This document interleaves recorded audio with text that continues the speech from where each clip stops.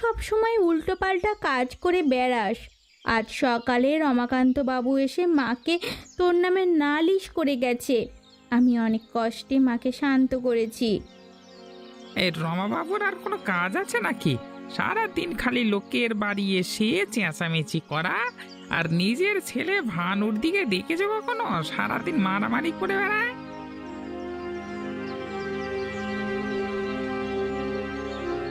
তোর নিজের কত অভিযোগ, সেদিকে খেয়াল না করে ভানুর কথা বলছিস? ভানু অন্তত তোর বাবার দোকান সামলায়, তুই কি করিস? সারাদিন বসে বসে খাওয়া আর বখাটে পনা ছাড়া কি করিস বলতো? ভানুর বাবার নিজের দোকান আছে, আমার কি আছে? বাবার রেখে যাওয়া ছোট জমিটাও বেচে দিলে শুধু এই ভাঙা কুঁড়ে কর ছাড়া আর কি আছে তোমার? অসভ্য মুখ পড়ার ছেলে কোথাকার! আমি বেঁচে আছি বলেই তো এখনো এখনো দুবেলা খেতে পারছিস, নয়তো তাও কপালে জুটতো না। উদ্ধার করেছো দুবেলা খাইয়ে, হ্যাঁ, শুধু দুবেলা খাওয়ানো ছাড়া আর কি করতে পেরেছো জীবনে? মা, আনন্দ, তোমরা থামো দয়া করে। কেন এসব কথা নিয়ে ঝগড়া করছো? এখন এসব কথা ছাড়ো তো। আমি তো ঠিকই বলেছি। হ্যাঁ, বাবা মারা যাবার পর থেকে কোনো ইচ্ছে স্বাদ কিছুই পূরণ হয়নি, শুধু অভাব আর অভাব। আমি যদি অভাব ছাড়া আর কিছুই দিতে না পারি, তাহলে এখানে আসিস কেন রে? হ্যাঁ, আসিস কেন? চলে যা, চলে যা, চলে যা, বেরিয়ে যা বাড়ি থেকে। আমার ইচ্ছে করছে এক্ষুনি গিয়ে ওই রমাকান্তের বাড়িতে আগুন দিয়ে আসি। রোজ রোজ গিয়ে নালিশ করে বেড়ায়, বাঁচা মুশকিল করে দিয়েছে। কিন্তু হয়েছে কি সে কথা তো বলছিস না এখনো। কি করেছে রমাকান্ত বাবু? হ্যাঁ, কেন এত ক্ষেপে আছিস তার উপর? রোজকার মতো আজও গিয়ে মায়ের কাছে আমাকে নিয়ে নালিশ করে এসেছে, সেই নিয়ে মায়ের সাথে বা ঝগড়া। আমি অনেক কথা শুনিয়েছি। এতে রমাকান্তের দোষ দেওয়ার আগে তোর মায়ের দোষ দেওয়া উচিত ছিল। তার কাছে কি তোর চেয়েও রমাকান্তের কথার মূল্য বেশি নাকি? হ্যাঁ, তোর উপর কি তার বিশ্বাস নেই? যা বলেছিস, কিন্তু মাঝে মাঝে আমার মনে হয় আমারও দোষ আছে, আমিও তো কোনো কাজকর্ম করি না।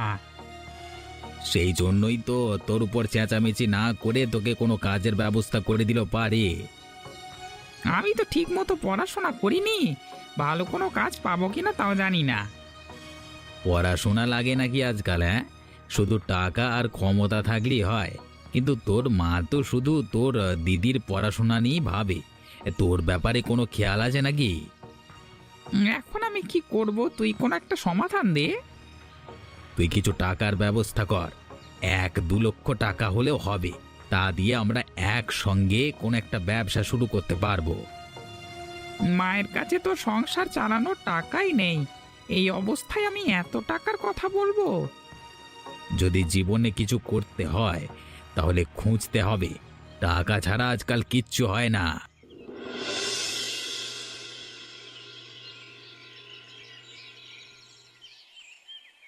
আরে বাহ আস্থা দিদি, আপনি হঠাৎ আমার বাড়িতে এসেছেন। আজকে সূর্য কোন দিকে উঠেছে? তুমি যে কাণ্ড ঘটিয়েছ, এরপর আর না এসে উপায় কি? তাই না চাইতেও বাধ্য হয়ে আসতে হলো। আমি আবার কি কাণ্ড ঘটালাম? এমন কি হয়েছে যার জন্য আপনি আমার চেহারা দেখতে চান না, আজকে নিজে আমার কাছে এসেছেন? তুমি একজন লোভী শয়তান লোক, সে কথা আমার বরাবরই জানা আছে। কিন্তু নিজের শয়তানির শিকার বানানোর জন্য আমার ভাইটাকেই পেলে। কি যে বলেন না আস্থা দিদি, আমি আমি কেন ওকে শয়তানের শিকার বানাতে যাব? আনন্দ আমার ভালো বন্ধু, আমি কি কখনো ওর খারাপ চাইতে পারি?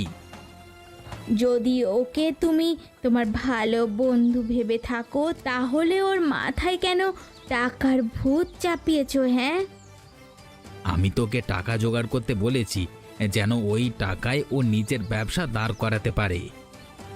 কিন্তু তুমি তো খুব ভালো করেই জানো আমাদের পরিবারের অবস্থা, কোনো মতে আমাদের সংসার চলে। তুমি জানো তোমার কারণে কত অশান্তি হচ্ছে আমাদের বাড়িতে। আমি কোনো অশান্তির উদ্দেশ্যে ওকে বুদ্ধি দিইনি। আনন্দ আর কতদিন এভাবে বেকার ঘুরবে, তাই ভাবলাম দুই বন্ধু মিলে কোনো সমস্যা। ব্যাস ব্যাস, আমার আর কিছু বলতে হবে না, আমি সব বুঝে গেছি। আর শুনে রাখো, যত যাই হোক না কেন, আমি আনন্দকে তোমার সাথে ব্যবসা করতে দেব না, কিছুতেই না।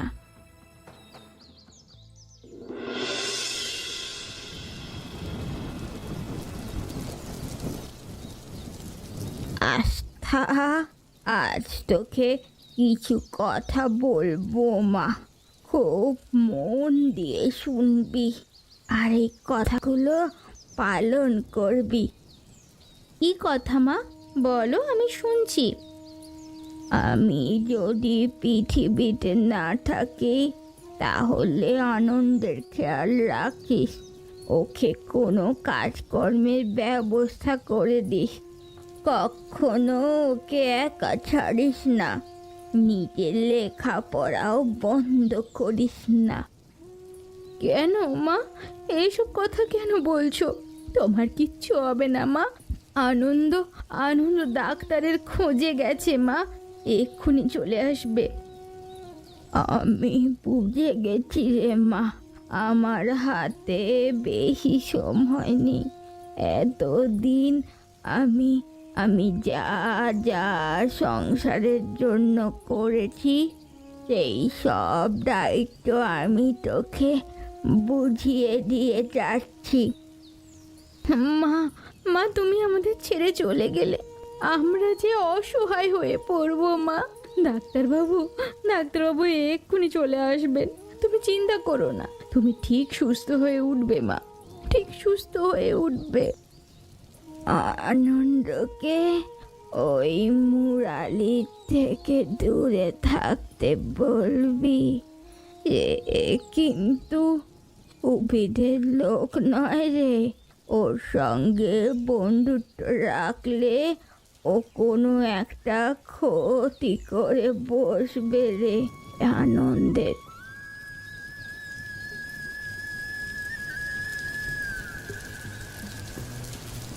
ভাই ভাই, তুই একা কেন?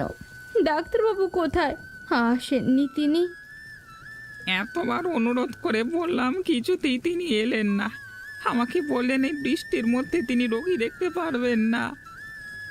মায়ের অবস্থা ভালো নয়, ডাক্তার না দেখাতে পারলে কোনো একটা অঘটন ঘটে যাবে রে।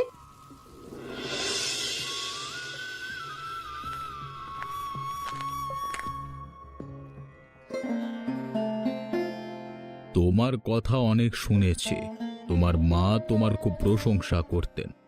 সত্যি শকুন্তলা দেবীর মতো ভালো মানুষ এভাবে চলে যাবে কখনো ভাবিনি। আমি আপনার কথা শুনেছি মায়ের কাছে, আপনার দয়াশীল মনোভাব, আপনার সততার সব কিছু প্রশংসা করতেন মা। বিগত 12 বছর ধরে তোমার মা আমার বাড়িতে কাজ করেছে, বিশ্বস্ততা দিয়ে বাড়ির সকলের মনে জায়গা করেছে। এখন তুমি আমার কাছে সাহায্যের জন্য এসেছো, তোমায় আমি ফিরিয়ে দিলে খুব অন্যায় হবে। বলো, তোমায় আমি কিভাবে সাহায্য করতে পারি? না, মারা যাওয়ার পর থেকে বাড়ির সব দায়িত্ব আমার। নিজের ছোট ভাইটিকে নিয়ে খুব কষ্টে দিন কাটছে, অনেক চেষ্টার পরও কোথাও চাকরি পাইনি। যদি যদি আপনার বাড়িতে আমার একটা কাজের সুযোগ দেন। সে কি, তুমি একজন সুশিক্ষিত মেয়ে হয়ে আমার বাড়িতে কাজ করবে? না না, এ হয় না, তোমার এই অনুরোধ আমি রাখতে পারবো না। আমি জানি আমার লোকের বাড়িতে কাজ করা সাজে না, কিন্তু যদি আমায় কাজটা দিতেন তবে কিছু টাকা রোজগার করার মতো সামর্থ্য হতো, না হলে আমাদের না খেতে পেয়ে মরতে হবে। আমি মিনতি করছি, আমায় কাজটা দিন। আমার মনে কিছুতেই সায় দিচ্ছে না, কিন্তু তুমি এত করে যখন অনুরোধ করছো তবে বেশ, তুমি কাল থেকে এসো। কিন্তু তুমি শুধু রান্নার কাজটা দেখবে, অন্য কাজ নয়। যদি এ শর্ত মানতে পারো তাহলে আমি তোমাকে কাজটা দিতে পারি। মা সত্যি বলতো, আপনি খুব দয়ালু আর ভালো মনের মানুষ। আমি কাল থেকেই কাজ শুরু করব। আজ চলি। আমি স্বপ্ন দেখছি না তো, যে কিনা আগে আমার দোকানে জিনিস চুরি করে নিয়ে যেত সে এখন আমার দোকানে এসে সহকারীর কাজ করতে। আমি জানি আমি খুব অন্যায় করেছি, সবসময় আপনাকে খুব জ্বালাতন করেছি, আপনার ক্ষতি করেছি, কিন্তু কাজটা আমার খুব দরকার। আমি খুব বিপদে পড়ে কাজের খোঁজে এসেছি। আগে মা বেঁচে ছিল তো তাই সব কিছু সহজ মনে হতো, এখন বুঝতে পারছো জীবন কতটা কঠিন। আপনি যা খুশি বলতে পারেন, কিন্তু আমি চাই আমার দিদির সাথে আমি ওটা টাকা রোজগার করি, যেন ওর কষ্ট না হয়। দয়া করে আমাকে কাজটা দিন রামকান্ত বাবু। তোমাকে বিশ্বাস করে দয়া দেখিয়ে আমি যদি কাজটা দিই, তাহলে ভবিষ্যতে তুমি যে আমার দোকানের মালপত্র সরিয়ে আমার ব্যবসার ক্ষতি করবে না, সেটা আমি কি করে বুঝবো? আমি অতীতে যা করেছি, এরপর আপনার আমার উপরে বিশ্বাস না থাকাটা স্বাভাবিক, কিন্তু আমি পুরো চেষ্টা করছি নিজেকে বদলানোর। আমাকে একটা সুযোগ দিন। চোর যতই চেষ্টা করুক চুরি ছেড়ে দেবার, কিন্তু একদিন তাকে চুরি করতেই হয়। তার চরিত্র তাকে বাধ্য করে চুরি করতে। তাই তুমি যতই বলো আমি তোমাকে বিশ্বাস করতে পারবো না। কেউ বদলাতে চাইলে তাকে একটা সুযোগ তো দেওয়া যায়, বলুন। কথা বাড়িও না তো বাপু, একবার না বলেছি তো বলেই দিয়েছি, আমার সিদ্ধান্ত বদলাবে না। যাও, তুমি অন্য কোথাও গিয়ে কাজ খোঁজো। বেশ, আমি চলে যাচ্ছি। কোনো একদিন আমারও ভালো সময় আসবে, তখন আমিও আজকের দিনে জবাবটা দেব।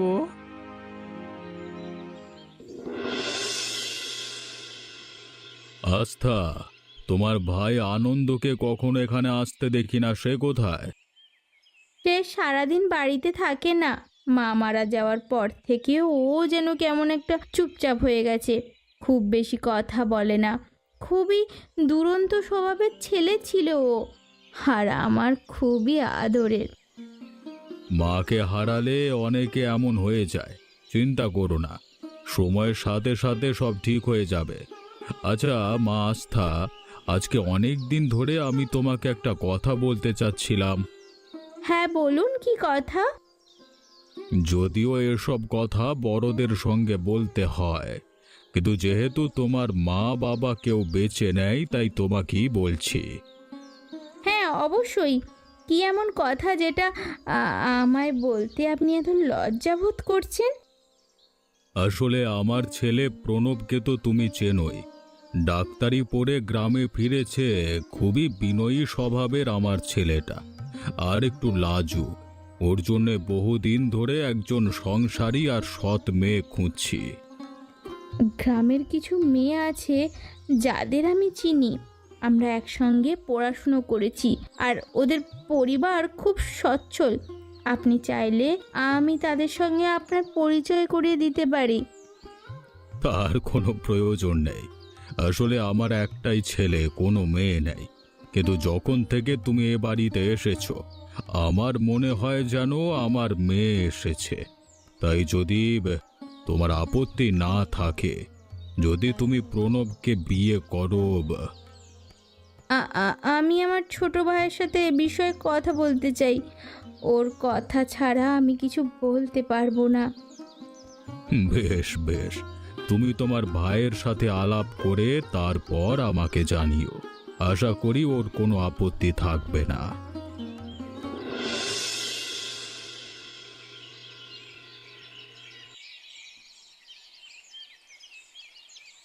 তুই হ্যাঁ বলিসনি কেন দিদি? এটা তো খুবই খুশির খবর, তোর হ্যাঁ বলা উচিত। মা বেঁচে নেই, এখন আমার পরিবার বলতে তুই আছিস। তোর মতামত ছাড়া কি আর আমি কিছু করতে রাজি হই? আমি খুব খুশি হয়েছি দিদি। মা সব সময় বলতো কিষানলাল বাবু দেবতুল্য মানুষ, তার ছেলের বউ করে তোকে নিতে চাইছে, তুই সত্যি ভাগ্যবতী। মা থাকলে এক মুহূর্ত ভাবতো না। কিন্তু যদি আমার বিয়ে হয়ে যায় তাহলে তোর কি হবে? তুই একা একা কি করে থাকবি বল তো? আমায় নিয়ে ভাবছিস কেন? আমি চাকরি খুঁজছি, কোনো না কোনো একটা ব্যবস্থা ঠিক করে ফেলবো, তুই কোনো চিন্তা করিস না। তাছাড়া আজ অবধি তুই এত মায়া মমতা দিয়েছিস, এখন তো নিজেকে নিয়ে ভাববার সময় দিদি। বেশ, তুই যখন বলছিস তাহলে আমি কিষানলাল বাবুকে সব বলবো। আমার বিয়েতে কোনো আপত্তি নেই। আমি তোর ছোট ভাই, আমি গিয়ে তোর বিয়ের ব্যাপারে কথা বলবো, তুই কোনো চিন্তা করিস না। আমি জানতাম, আমি বললে তুমি কখনোই না করবে না। আস্থাকে এই ঘরের বউ করে আনতে পারলে ও পুরো ঘরটা আগলে রাখবে। তুমি যেহেতু পছন্দ করেছ, নিশ্চয়ই সে খুব ভালো মেয়ে হবে, এতে আমার কোনো সন্দেহ নেই। তুমি যেভাবে যখন বলবে সেভাবেই আমার বিয়ে হবে বাবা।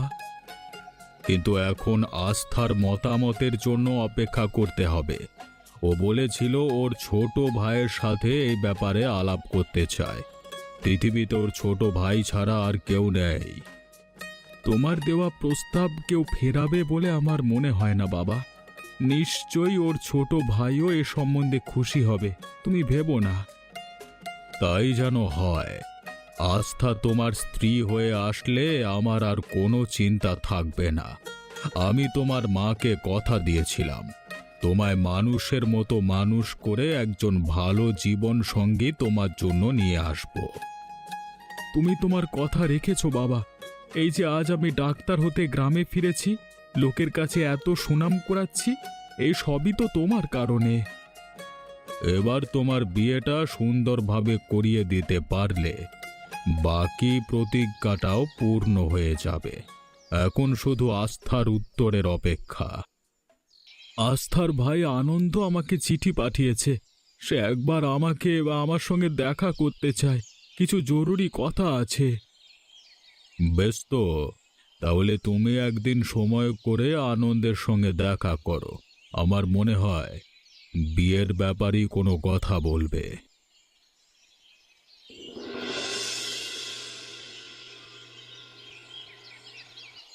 আমি বয়সে আপনার থেকে অনেক ছোট, তাছাড়া আপনার সঙ্গে কথা বলবার কোনো যোগ্যতা আমার নেই, কিন্তু আমার মা বাবা কেউ নেই, তাই আমিই কথা বলছি আপনার আর দিদির বিয়ের ব্যাপারে।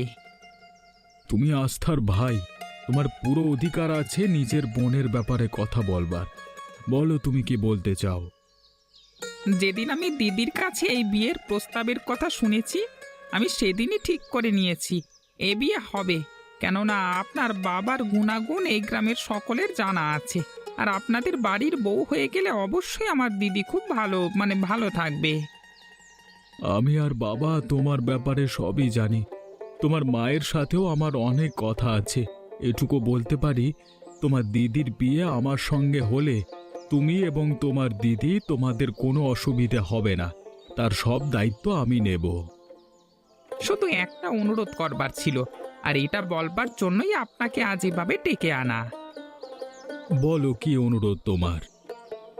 দিদি পড়াশোনায় খুব ভালো, কিন্তু সংসারের চাপে আর দায়িত্বের ভারে ওর পড়াশোনা আটকে ছিল। যদি বিয়ের পর ওকে পড়াশোনার সুযোগ দেওয়া হতো তাহলে ও অনেক দূর আগাতে পারত। এতে অনুরোধের কি আছে? আস্থা যদি বিয়ের পর পড়াশোনা করতে চায় তাহলে তো খুব ভালো কথা। কৃতার্থ হলাম, আমাদের দিক থেকে কোনো আপত্তি নেই।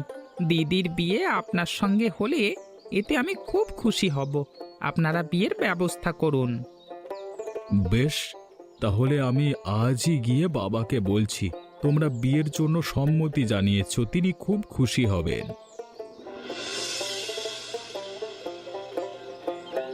কেমন আছেন প্রণব বাবু? শুনলাম আপনি নাকি বিয়ে করেছেন। হ্যাঁ, সবে 1 মাস হলো। কেন, আপনাকে বিয়েতে নেমন্তন্ন করা হয়নি? গ্রামের সকলেই তো নেমন্তন্ন পেয়েছে। নেমন্তন্ন পেয়েছিলাম, কিন্তু কিছু কাজে গ্রামের বাইরে ছিলাম, তাই আসা হয়নি। কিন্তু আমি আসলে এই বিয়ে কিছুতেই হতে দিতাম না। মানে কি বলছেন আপনি? ঠিকই বলছি। একজন ডাক্তার হয়ে আপনি কি করে একটা চোরের পরিবারের সম্বন্ধ করতে পারেন বলুন তো? চোর? কে চোর? কি বলতে চাইছেন আপনি?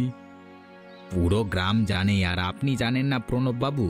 ওই যে আনন্দ, যার বোনকে বিয়ে করে বাড়ির বউ বানিয়েছেন, সে একটা চোর। লোকের দোকানপাট আর ঘরবাড়ি থেকে মালপত্র টাকা চুরি করে বেড়ায় সব। আপনি কি ভেবেছেন আপনি একটা কথা বলবেন আর আমি অমনি বিশ্বাস করে নেব? আমি আনন্দকে খুব ভালো করে চিনি। ও কখনো এমন কাজ করতে পারে না। নিশ্চয়ই আপনি তার শত্রু, তাই ওর ব্যাপারে এসব বলে আমাকে ভরকে দিতে চাইছেন, কিন্তু আমি এসব বিশ্বাস করবার লোক নই। বেশ, আমার দায়িত্ব ছিল আপনাকে বলবার, আমি বলেছি। বিশ্বাস করা আর না করা সম্পূর্ণ আপনার ব্যাপার। যেদিন আমার কথা সত্য প্রমাণিত হবে সেদিন বুঝবেন। চাইলে গ্রামের অন্য লোকেদের কাছেও জিজ্ঞেস করতে পারেন, তারাই সব বলে দেবে। আমি এখন চলি।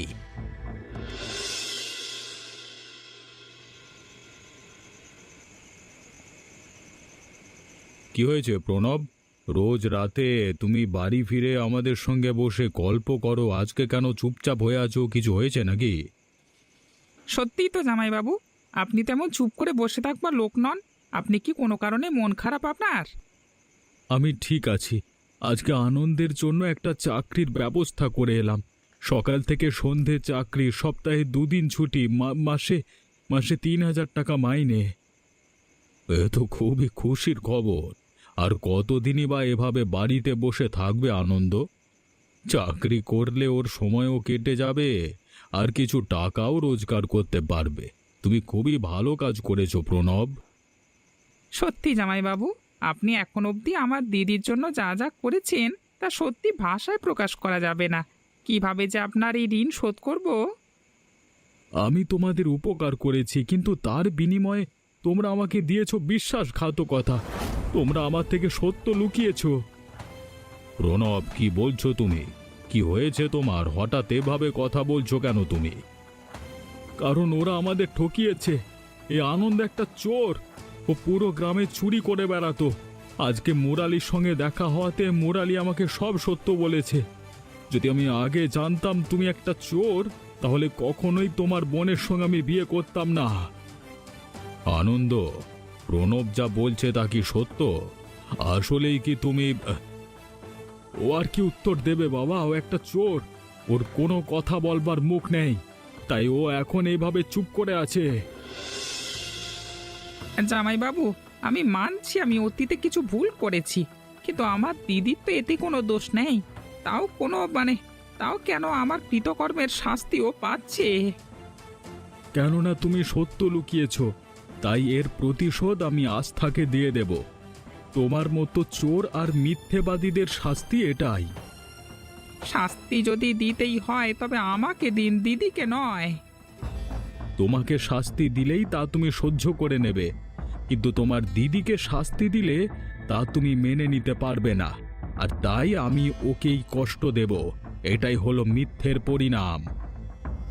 আপনি যদি চান না, আমি তাহলে সারা জীবনের জন্য বাড়ি থেকে চলে যাব। হ্যাঁ, আমার দিদির সঙ্গে খারাপ ব্যবহার করবেন না। তুমি এই বাড়িতে থাকো বা না থাকো, তোমার ভুলের মাসুল তোমার বোনকে সারা জীবন দিতে হবে। কথাটা মাথায় রেখো। আনন্দ, বন্ধু আমার, কতদিন হলো তোকে দেখিনি। কেমন আছিস তুই? শুনেছি তুই এখন তোর দিদির সঙ্গে তার শ্বশুর বাড়িতে থাকিস।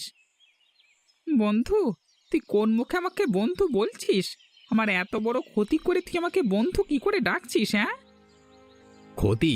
আমি আবার তোর কি ক্ষতি করেছি? কি যে বলিস তুই! আমি কখনো তোর ক্ষতি করবার কথা ভাবতে পারি? আমি তো তোর ছোটবেলার বন্ধু। যদি এমনটাই হতে থাকে তাহলে তুই জামাইবাবুর কাছে আমার অতীত নিয়ে কেন কথা বলেছিস? কেন তাকে আমার অতীতে সব কথা বলেছিস? ও, তোর জামাইবাবু তাহলে তোকে সব বলে দিয়েছে? ভালো। হ্যাঁ, তুই ঠিক শুনেছিস, আমি সব বলেছি।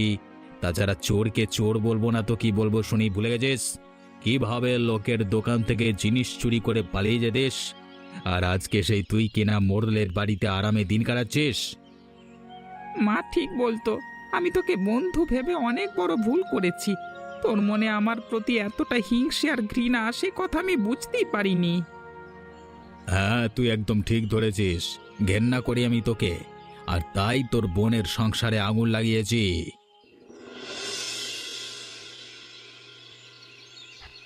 তোর তোর এই অবস্থা কি করে হলো ভাই? কে এমন করেছে? আমাকে কেন বাঁচাতে গেলে দিদি? আমার তো মরে যাওয়াই ভালো ছিল। আমার কারণে তোর আর জামাইবাবুর মধ্যে এত অশান্তি, আমার বেঁচে থাকবার কোনো অধিকার নেই। তুমি আমাকে ক্ষমা করে দিও আনন্দ। এতদিন অবধি তুমি যা দেখেছো এই সব কিছুই তোমার দিদি আর আমার অভিনয় ছিল।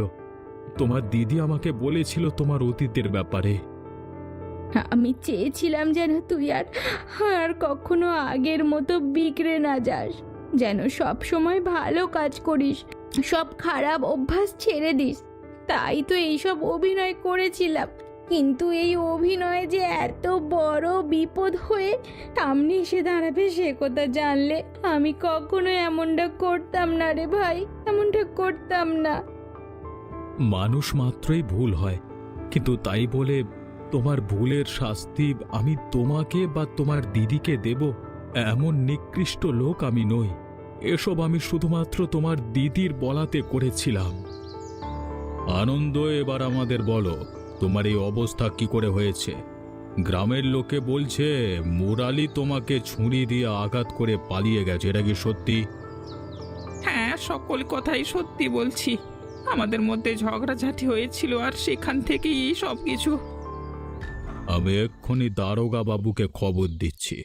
যেখানেই পালিয়ে যাক, ওই মুরালিকে আমি খুঁজে বের করবই, আর এমন শাস্তি দেব আর কখনো আমার পরিবারের ক্ষতি করা তো দূর, এই পরিবারের দিকে ফিরে তাকানোর সাহস পাবে না।